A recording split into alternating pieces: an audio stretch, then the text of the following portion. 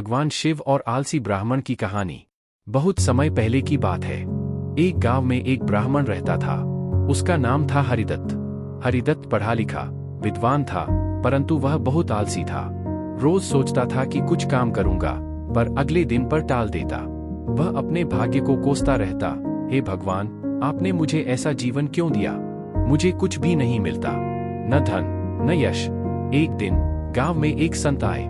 उन्होंने हरिदत्त से कहा, अगर तुम सच्चे मन से भगवान शिव की तपस्या करो तो तुम्हारी किस्मत बदल सकती है। हरिदत्त को विचार आया, अगर ऐसे ही कुछ मिल जाए तो क्यों न शिव की पूजा की जाए। पर वह आलसी था। उसने पूजा शुरू तो की, लेकिन ठीक से ध्यान नहीं लगाता, दिन छोड़ देता और कभी कभी पूजा करते करते सो जाता।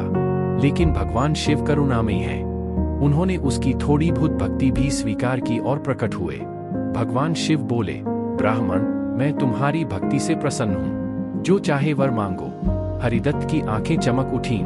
उसने कहा, हे प्रभु, मुझे ऐसा वर दो जिससे मुझे काम न करना पड़े और फिर भी सब कुछ मिलता रहे। शिव मुस्कराए। उन्होंने कहा, तथास्तु, तुम्हें एक सोने का कलश मिलेगा। उसमें रोज सुबह एक मुट्ठी चावल डालना, और जो भी चीज तुम सोचोगे वह कलश से निकलेगी। हरिदत्त बहुत खुश हुआ। अगले दिन से उसने रोज एक मुट्ठी चावल डाला और उससे सोने, खाने पीने की चीजें, वस्त्र आदि मांगता गया। सब मिलता रहा। अब वह और भी आलसी हो गया। न किसी से बात करता, न किसी की मदद करता।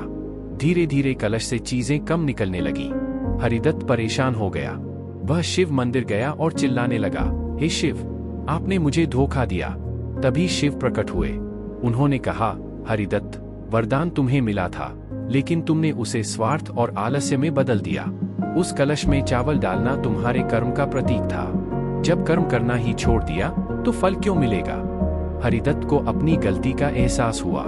उसने शिव से माफी मांगी। शिव बोले, अगर तुम फिर से मेहनत करोगे और पूजा करोगे तो मैं तुम्हारी सहायता करूंगा। हरिदत्त ने फिर से मेहनत करनी शुरू की, पूजा भी की और धीरे धीरे उसका जीवन सुधर गया।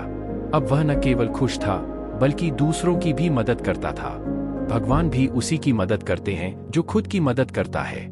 आलस्य जीवन को नष्ट करता है और कर्म ही सच्चा धर्म है।